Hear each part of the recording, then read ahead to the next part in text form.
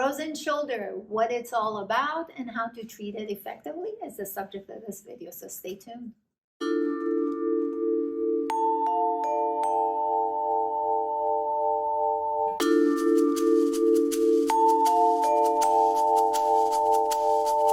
Hey, this is Dr. Shaki from Irvine Spinal Wellness Center, your Irvine Posture Movement Clinic. Frozen shoulder is so common these days, and that's not because you're a female, that you're in your 40s and whatever else that comes with that whole package about frozen shoulders. Listen, I see frozen shoulder patients all the time, and they are not all women. It has nothing to do with gender or age. It has everything to do with your posture and your use of your body parts.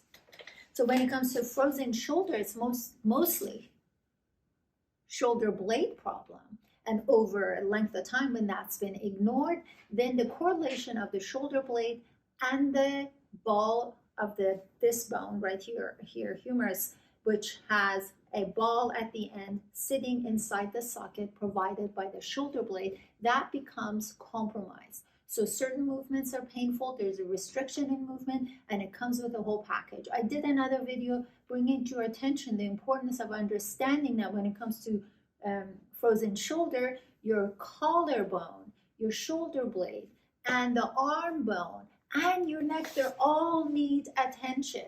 So if you don't give attention to all of those areas, you will continue having a problem. You'll have some resolution, but not a clearance of the problem. When it comes to the treatment of frozen shoulder, there's certain things that have to happen. For instance, in order for the patient to be able to do the exercises, we need to have the ability, the muscle needs to be long enough in order for a patient to be able to do certain movements. So there's a lot of manual work that has to happen, and my favorite part of that is what's called ART, or active release technique. That's what we do in our office to clear some of the soft tissue, and that's more of a functional movement or functional rehab type of exercise, where we're working on the soft tissue as there's a movement in that joint specifically involving that specific muscle. So we're trying to get rid of the trigger points, and we're trying to elongate the tight muscles and kind of bring some movement back, taking away some of that stickiness, as I call it, so the patient has more room to be able to perform what we expect them to do. We do adjust the patient's neck. We do adjust the patient's mid-back. That brings some mobility there, some awareness, some activation of the nervous system, which is important. We need the area to be active and alert as we proceed. There's a lot of movement, a manual movement, a passive, because the patient doesn't necessarily do it.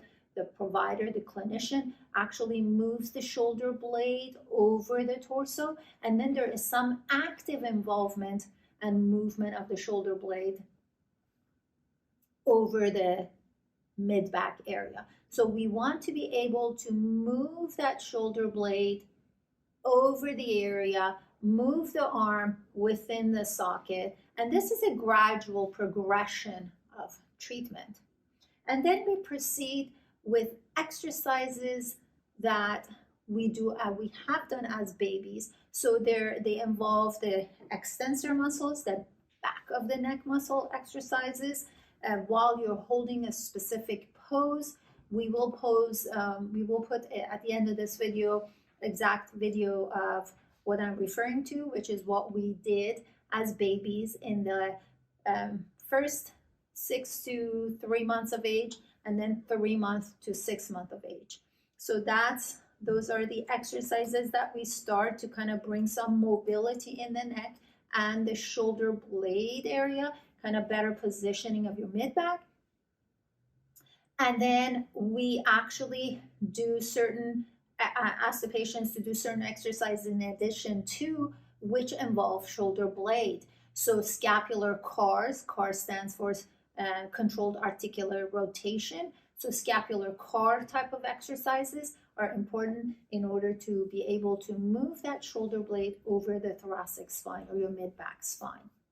So it's a lot more involved. It's not the one exercise you can do at home and see the magic happen. It doesn't work that way. And it doesn't work that way not because your treatment is in my hands or in the hands of another provider. It's just that the timing of giving it attention did not happen early enough. So the problem is a lot more intense than it could have been.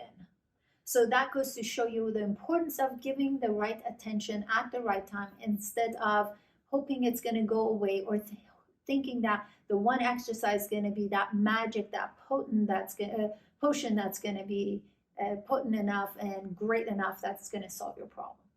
Anyway, I just wanted to do this video about the subject. If you have frozen shoulder, if you suspect you have frozen shoulder and you have tried everything else and it just seems like it does not go away, give us a call. Use one of the methods of contact in the description box. I'll be more than happy to take a look and see what's going on. Thanks for watching.